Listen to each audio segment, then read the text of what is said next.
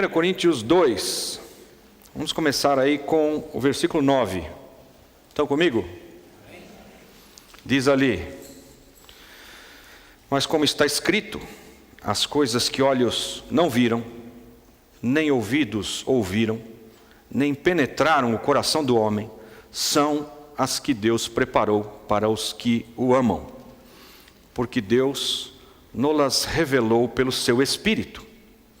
Pois o Espírito esquadrinha todas as coisas, mesmo as profundezas de Deus. Pois qual dos homens entende as coisas do homem, senão o Espírito do homem que nele está? Assim também as coisas de Deus, ninguém as compreendeu senão o Espírito de Deus. Ora, nós não temos recebido o Espírito do mundo, mas sim o Espírito que provém de Deus, a fim de compreendermos as coisas que nos foram dadas gratuitamente por Deus, as quais também falamos, não com palavras ensinadas pela sabedoria humana, mas com palavras ensinadas pelo Espírito Santo, comparando coisas espirituais com espirituais. Ora, o homem natural não aceita as coisas do Espírito de Deus, porque para ele são loucura, e não pode entendê-las, porque elas se discernem espiritualmente. Mas o que é espiritual discerne bem tudo, enquanto ele por ninguém é discernido. Pois quem jamais conheceu a mente do Senhor para que possa instruí-lo? Mas nós temos a mente de Cristo. E eu, irmãos, não vos pude falar como a espirituais, mas como a carnais, como a criancinhas em Cristo. Leite vos dei por alimento e não comida sólida, porque não a podíeis suportar, nem ainda agora podeis. Porquanto ainda sois carnais, pois, havendo entre vós inveja e contendas, não sois porventura carnais? E não estáis andando segundo os homens? Porque dizendo um, eu sou de Paulo, e outro, eu sou de Apolo, não sois apenas homens? Amém? As coisas do nosso Deus, para o homem natural, elas parecem loucura. A palavra da pregação de que Jesus Cristo venceu morrendo é loucura. É difícil de compreender isso. O diabo achou que tinha ganhado, matando Jesus, e perdeu, porque a morte não tinha poder sobre Jesus Cristo e ele ressuscita. E o diabo percebe que perdeu. O diabo tirou o corpo de Jesus Cristo do homem Jesus, que morreu na cruz, e como Deus deu a terra aos filhos dos homens, para nós, que temos um corpo, o diabo disse, bom, agora eu peguei ele não pode mais atuar na terra, tirei o corpo de Jesus. Entretanto, depois que Jesus ressuscita, ele diz, vós sois o meu corpo, né? Nós, o corpo de Cristo somos nós, e agora milhões de pessoas ao redor do mundo são o corpo de Cristo.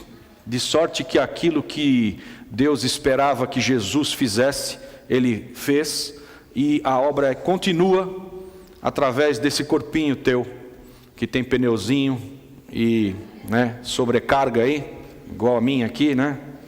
Mas somos o corpo de Cristo.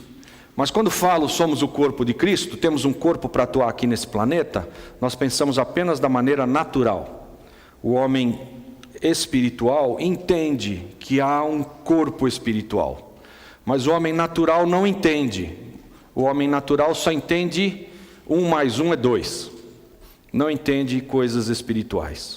E o que nós lemos aqui é, a partir do versículo 9, olhos não viram, ouvidos não ouviram, não penetrou no coração do homem as coisas que ele preparou para aqueles que o amam.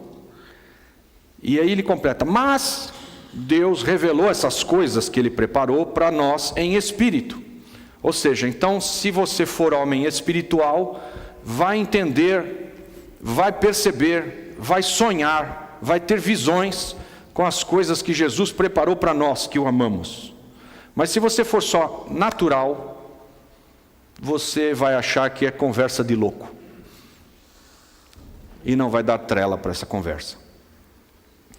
E qual é a diferença aqui desses 3 homens? Eu fiz questão de falar isso hoje, para entrarmos na área do batismo.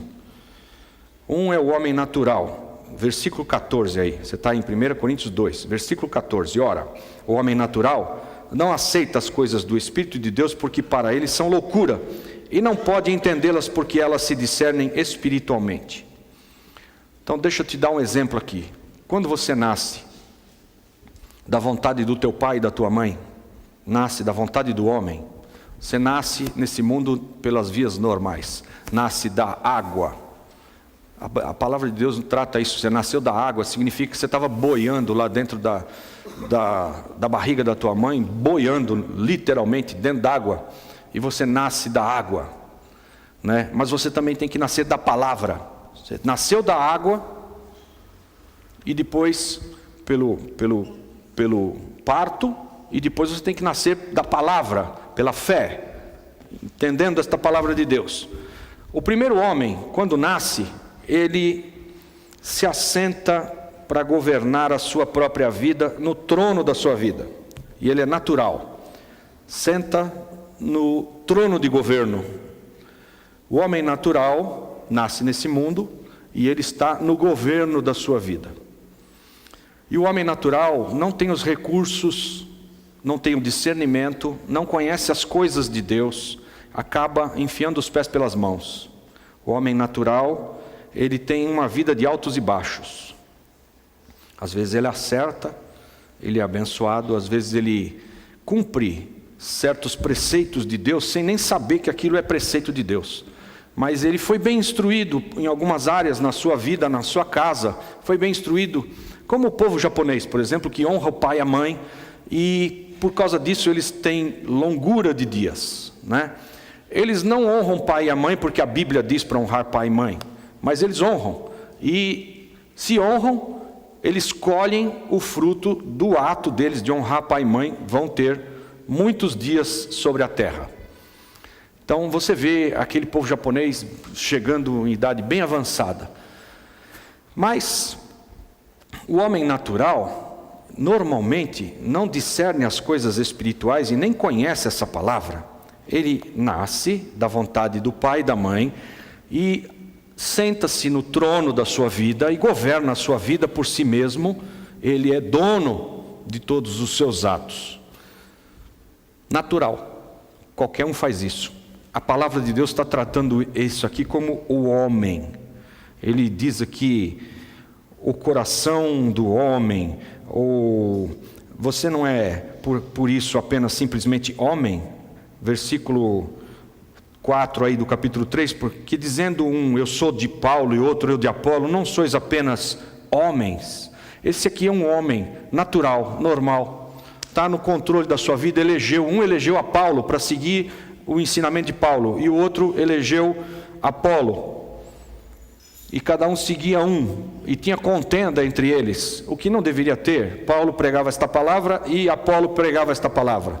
Você não pode ser um de Paulo e outro de Apolo e ser um homem espiritual. Quem é partidário, que partiu, é uma coisa não íntegra, mas partida, já não é espiritual.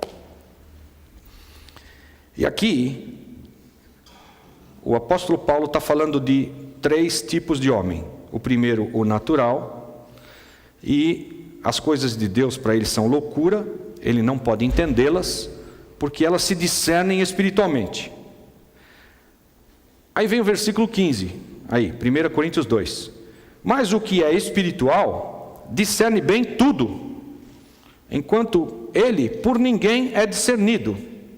Ou seja, o homem espiritual, ele tem discernimento da parte de Deus, de todas as coisas que foram criadas, como as coisas funcionam, qual é a verdade por trás da história, e os naturais não entendem ele. Ou seja, ele não é discernido, porque os homens naturais não entendem ele, porque ele fala coisas loucas. Ele fala da parte de Deus, ele entende as coisas na sua verdade mais primitiva, como Deus projetou todas as coisas para serem. O homem espiritual, ele já não senta mais aqui. Você nasce homem natural, e está no trono da sua vida, e você governa a sua própria vida e tem altos e baixos. Acerta, erra muito, mais erra do que acerta. Aí chega um dia em que você, impactado pela mensagem da palavra de Deus, que é a verdade, você tem um encontro com Jesus Cristo e você pode se tornar homem espiritual. Como é que se faz isso? Você faz assim para Jesus: levanta-se do trono de governo e deixa Ele sentar. E agora a sua vida vai ser dirigida pelo Rei. Ele senta no trono da sua vida. Ele dirige a sua vida. Homem espiritual não dirige mais a sua vida. Ele se levanta, fica aqui ao lado. Jesus Cristo se assenta para governar sobre ele. Ele é o teu Deus, teu Rei, teu Senhor, teu dono. Ele se assenta no trono e governa a sua vida. Ao contrário do natural, o homem espiritual, ele cresce de glória em glória, vai conhecendo as verdades do Senhor e vai crescendo de glória em glória. A vida dele não é uma curva de senoide ou cossenoide. A curva é crescente. E com o Senhor Jesus Cristo, ele tende a, se ele deixa Jesus dirigi-lo, a acertar, a cumprir, a integralidade, a completar, a cumprir, a fechar. Ele tende à maturidade, ele tende a só crescer. Seria ótimo se um homem natural se levantasse do trono do seu governo e deixasse Jesus sentar no trono e Jesus governasse sem parar. Maravilha. Homem espiritual. É esse aqui, ó. O espiritual discerne bem tudo enquanto ele por ninguém é discernido. Pois quem jamais conheceu a mente do Senhor para que a possa instruí-lo? Mas nós temos a mente de Cristo. O homem espiritual, ele escuta o pensamento de Cristo.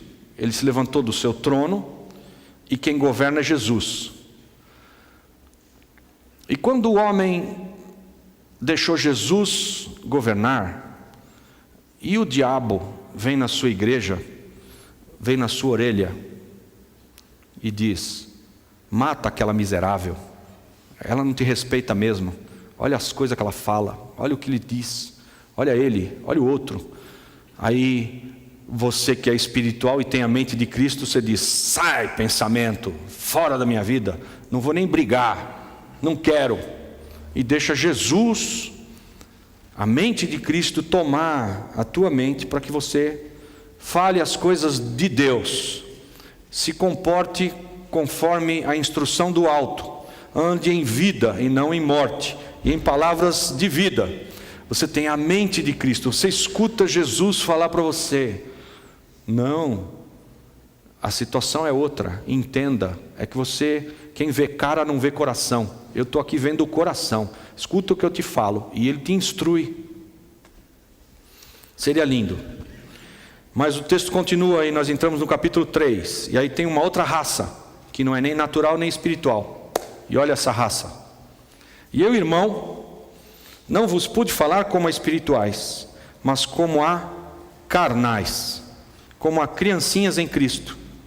Leite vos dei por alimento e não comida sólida, porque não a podíeis suportar, nem ainda agora podeis, porquanto ainda sois carnais, pois havendo entre vós inveja, contenda, não sois porventura carnais e não estáis andando segundo os homens? Então o que faz o carnal? O carnal, ele nasceu natural. O carnal, ele nasceu natural e estava lá sentado no trono do governo da sua própria vida.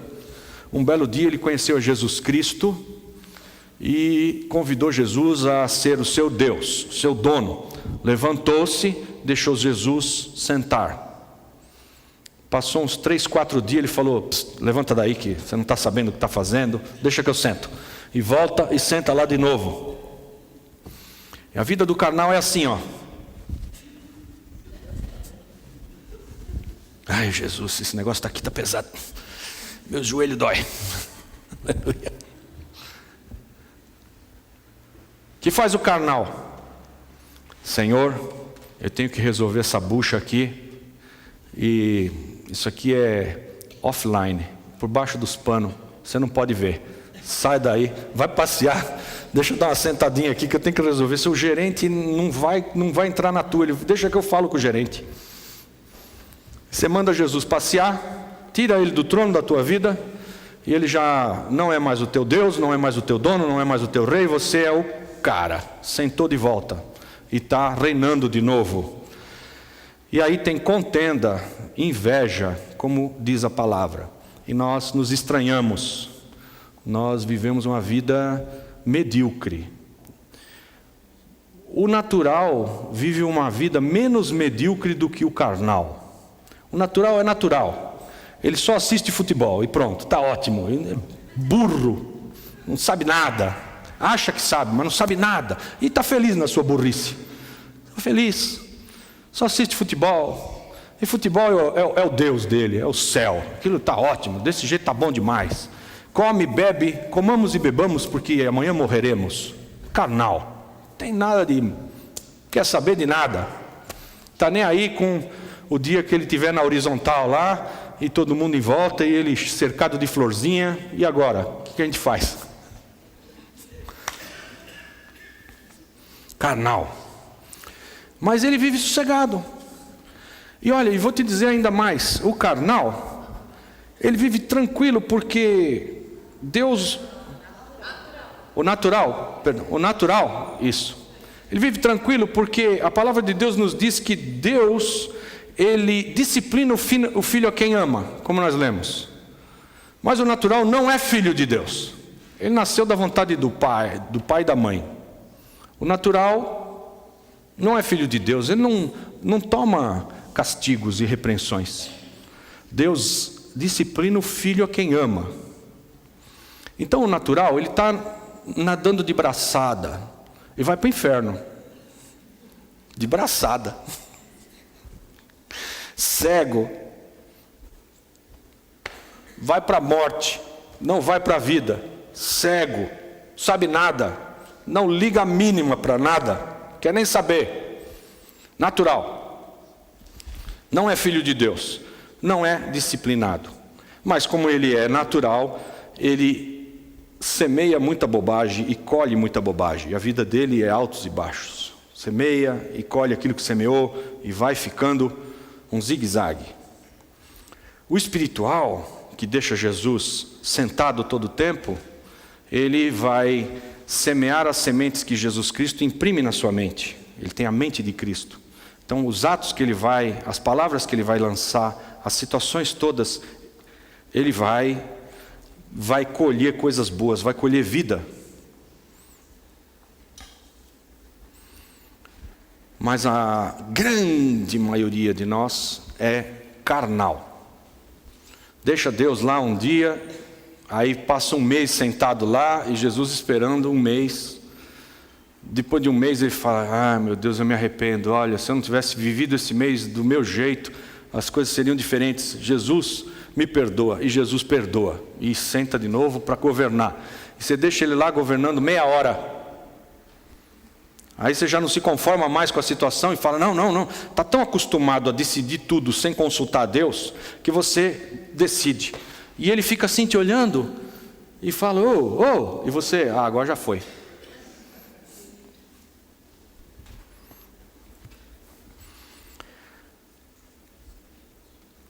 Mas o carnal, ele é filho de Deus, porque ele um dia recebeu essa mensagem, recebeu a Jesus Cristo, levantou-se e deixou Jesus sentar-se no trono da vida dele, para governar, e o aclama como seu Deus.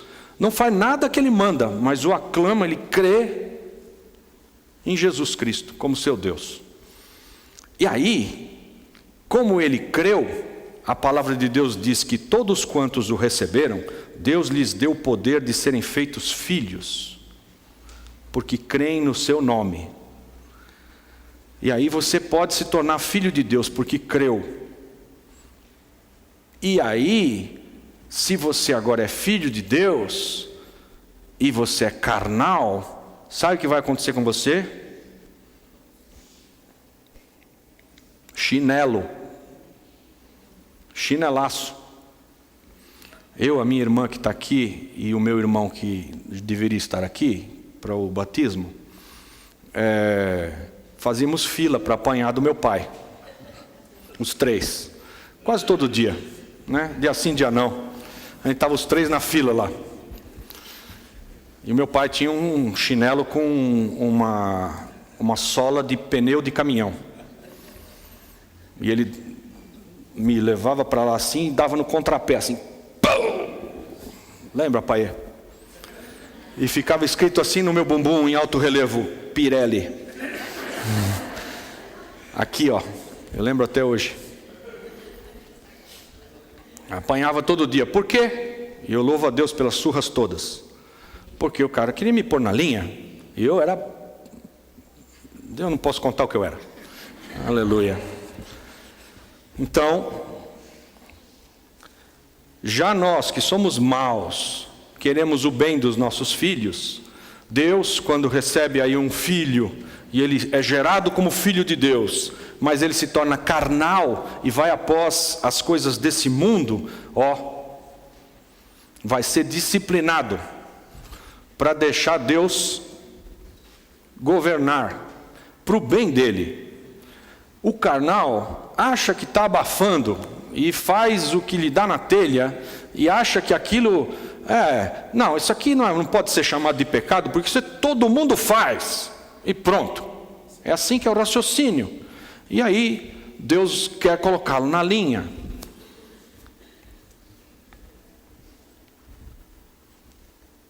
Pergunta para o teu vizinho: você é qual dos 3? Você é natural, espiritual, carnal?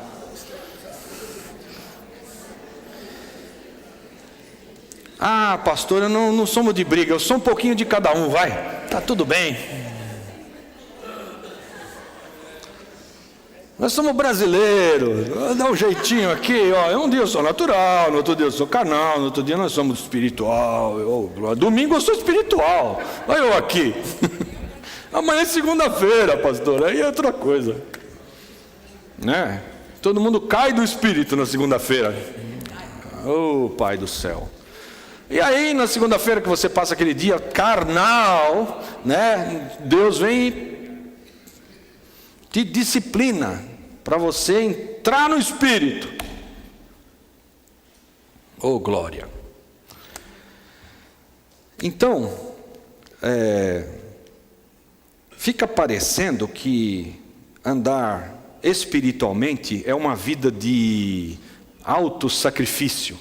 Eu vou ter que deixar isso e deixar aquilo. E a igreja, ela fez uma lista de coisas que você vai ter que deixar para ser crente. E é uma besteira isso, mas uma bobagem. Na verdade, a gente passa a gostar das coisas que Deus gosta. E a gente passa a odiar as coisas que Deus odeia. Isso vem com o tempo.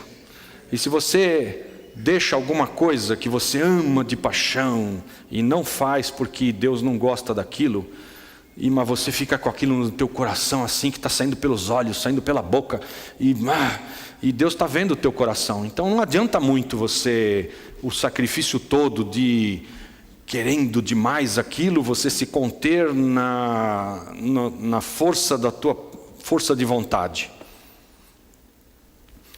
O último que Deus quer que a gente viva é gostando das coisas que Ele gosta.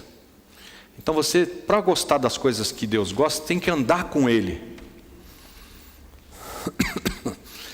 Eu não sei se você já viveu isso na tua infância, mas você andava colado com um cara que você já até falava como ele falava, e você usava os termos que ele usava, né? E você cumprimentava mais ou menos do mesmo jeitão que ele cumprimentava. E era o teu amigão. Então você tinha ele como exemplo, e você passou a ter certos costumes que você absorveu dele. Teu amigão andava com ele dia e noite, então você começa a ficar parecido com ele. Fala como ele fala, usa termos parecidos, né? Hoje em dia os jovens aí na igreja falam: ô velho, todo mundo se trata de velho. Eu falo: mas isso aí pega, né? E aí? Ah, velho, você não sabe, e velho para cá, velho para lá. São amigos, eles absorvem a maneira de tratar um ao outro, né? Na minha época era, e aí bicho, tudo bem? Você absorve as coisas, de andar com as pessoas, absorve. E como é que nós vamos falar uns com os outros com salmos e hinos e cânticos espirituais e etc? Como? É quando você convive com gente que faz isso e fala isso. E aí você vai pegar o jeitão dele. Então você tem que ficar com o jeitão de Deus. E como é que vamos fazer isso? Anda com ele dia e noite. Aí você fica com o jeitão de Deus. Amém? Voltando aí um livro para trás, você vai chegar em Romanos, capítulo 6 de Romanos. E vamos para a água. Aleluia. Romanos capítulo 6.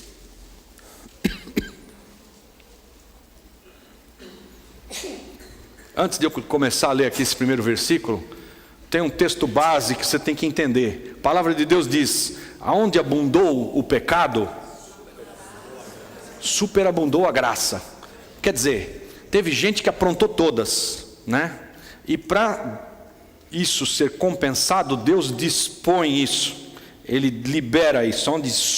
Onde abundou o pecado, superabundou a graça. Ou seja, se aprontou muitas, Deus vai ter que te perdoar demais. Ele perdoa demais. Superabunda a graça, né? Graça abundante de Deus para cobrir multidão de pecado. E aí, Paulo começa escrevendo aqui em Romanos 6 assim: que diremos, pois? Permanecemos no pecado para que abunde a graça? Olha o raciocínio. Isso é coisa de brasileiro. Opa, onde abundou o pecado, superabundou a graça. Então vamos pecar, que é para superabundar mais ainda. E ele está falando isso aqui, ó. Que diremos, pois? Permaneceremos no pecado para que abunde a graça? De modo nenhum. Nós que já morremos para o pecado, como viveremos ainda nele?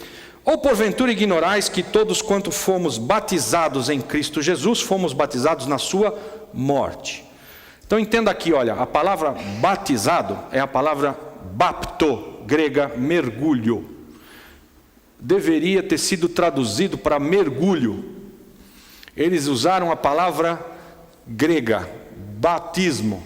Bapto é mergulho. É como você falar abajur. Não tem uma palavra para abajur melhor do que abajur em português. Então você usa a palavra francesa, abajur. Faz até biquinho, abajur. E pronto, aqui igual. Eles não puseram a palavra mergulho aqui, deveriam ter posto. Então, quando você lê: ou porventura ignorais que todos quantos fomos mergulhados em Cristo Jesus, fomos mergulhados na sua morte. Fomos, pois, sepultados com ele pela mergulho na morte, para que, como Cristo foi ressuscitado dentre os mortos pela glória do Pai, assim andemos nós também em novidade de vida. Porque se temos sido unidos a ele na semelhança da sua morte, certamente também o seremos na semelhança da sua ressurreição. Ou seja, então, nós morremos para o pecado. Quando você, que era natural, sentado no trono da sua vida, se levanta e diz para o Senhor: o Senhor é quem manda, você morreu para o pecado.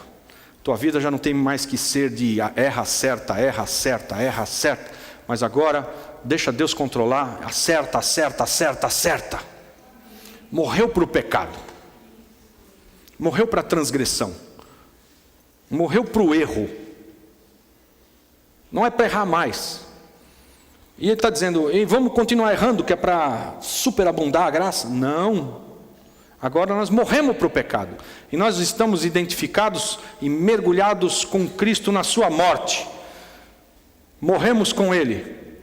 Quando nós levantamos dessa cadeira do trono da nossa vida e deixamos Ele sentar, Jesus entende: Ele foi crucificado junto comigo lá na minha cruz. E você morreu junto com Ele. É pela fé. É pela fé. Você não vai voltar no tempo e ficar lá pendurado, morrendo sufocado, pregado. Mas você se identifica pela fé, e o que ele fez vale para você. Diga para o seu vizinho: o que Jesus fez vale para você, seu sortudo.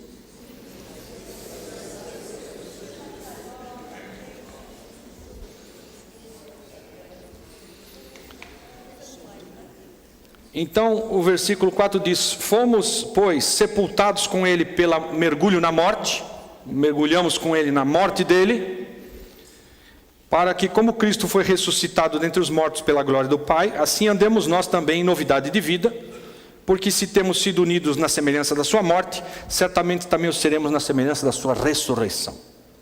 Sabendo isto, que o nosso homem velho foi crucificado com ele. Quando você levanta da cadeira, amém? Quando você levanta da cadeira, é outro homem. O homem velho foi crucificado, morreu. Você levantou da cadeira e deixou Jesus sentar. O homem velho foi crucificado com ele para que o corpo do pecado fosse desfeito, a fim de não servirmos mais ao pecado. Pois quem está morto está justificado do pecado. Ora, se já morremos com Cristo, cremos que também com ele viveremos. Sabendo que, tendo Cristo ressurgido dentre os mortos, já não morre mais. A morte não mais tem domínio sobre ele. Pois quanto a ter morrido, de uma vez por todas morreu para o pecado, mas quanto a viver, vive para Deus. Assim também vós considerai-vos como mortos para o pecado, mas vivos para Deus em Cristo Jesus. Não reine, portanto, o pecado em vosso corpo mortal, para obedecerdes às suas concupiscências, suas vontades. Nem tampouco apresenteis os vossos membros ao pecado como instrumentos de iniquidade ou de desonra, mas apresentai-vos a Deus como redivivos, nascidos de novo dentre os mortos, e os vossos membros a Deus como instrumentos de justiça, pois o pecado não terá domínio sobre vós, porquanto não estáis debaixo da lei, mas debaixo da graça. Então nós vamos batizar alguns aqui hoje. Acho que 10 pessoas serão batizadas. Tem o nome de 10 aqui. Quando você é batizado, você cumpre o que Cristo pediu. Você dá testemunho público do que aconteceu contigo. Se você se levantou da cadeira, do trono da sua vida, do governo, e entregou a Jesus Cristo para que Ele seja teu rei, teu dono, se você fez isso, você deve dizer agora publicamente: eu fiz isso, eu criei. O que impede de você ser batizado? A palavra de Deus diz: é lícito ser batizado se você crer de todo o coração. O que torna o batismo legal é você crer de todo o coração. É lícito. O que impede que eu seja batizado? É lícito você ser batizado se crer de todo o coração. Se você crê, torna o batismo legal. Lá atrás, as autoridades religiosas, por interesses econômicos, vou repetir, presta atenção, abre aspas, as autoridades religiosas, por interesses econômicos, recebiam dos ricos um valor para que os sacerdotes religiosos batizassem os bebês. Porque assim se assegurava que ele estava já desde bebê morto com Cristo e ressuscitou com Cristo. Aí eles esbarraram no é lícito se você crê de todo o coração. E quando você é bebê e te perguntam: você crê de todo o teu coração que Jesus Cristo é Senhor, teu Deus, teu Rei? A resposta é gu, no máximo. E aí, com grana, o sacerdote entende que gu quer dizer sim, eu entendi perfeitamente. Não mudou, né? Até hoje os políticos fazem igual.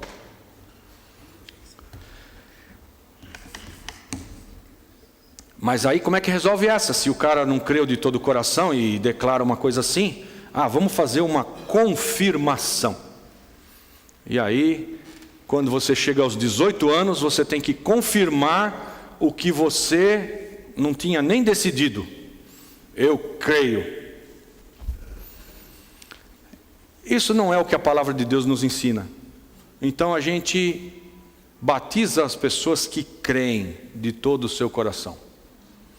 E aí é preciso chegar a uma certa idade para você ter já, usando a sua razão, o seu livre-arbítrio, consciência do que está fazendo.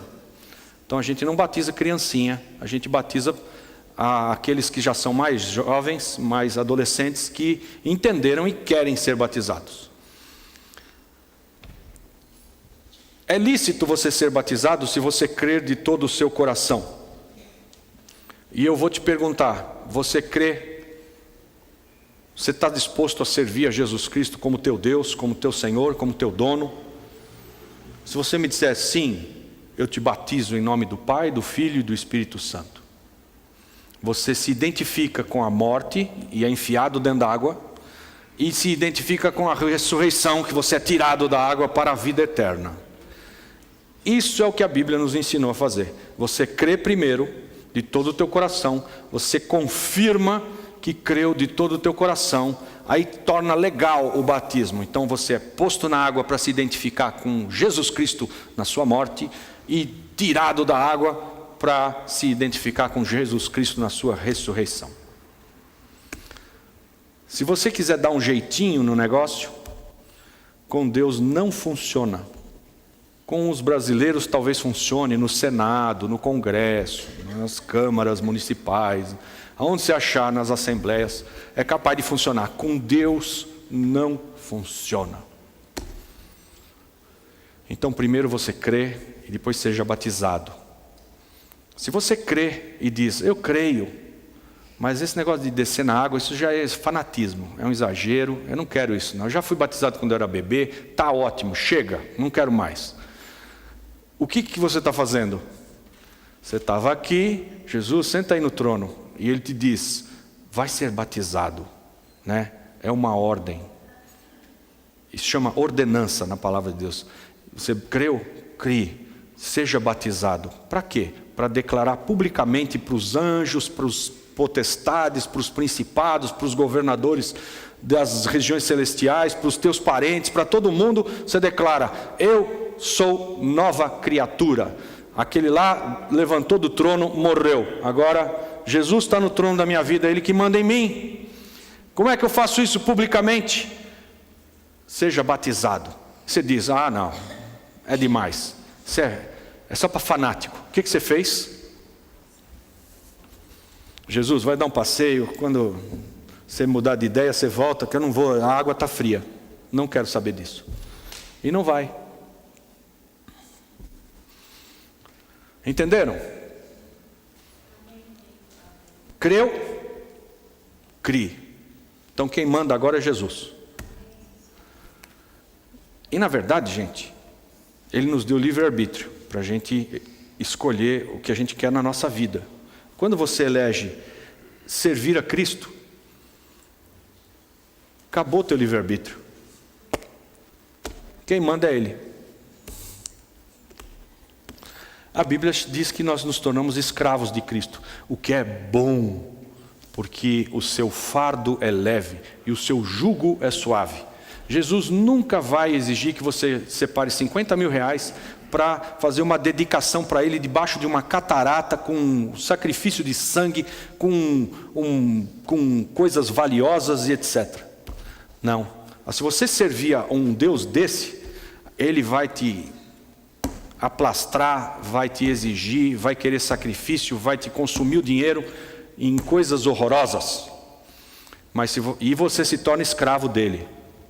Mas se você eleger Jesus Cristo para ser teu Deus, Ele diz, olha, tome sobre você o meu fardo, que ele é leve, e o meu jugo, que é suave. Eu vou te ensinar a andar, mas não é aos trancos e barrancos, não é no sacrifício, não é como outros deuses que fazem por aí, que te exigem coisas horrorosas, e exigem. Graças a Deus, você encontrou com esse Deus, o Deus da vida, um Deus que não está representado em nenhuma imagem. Você pode tê-lo no teu coração, é aqui que Ele habita, aqui dentro. Não precisa pôr cafezinho para ele em cima da geladeira.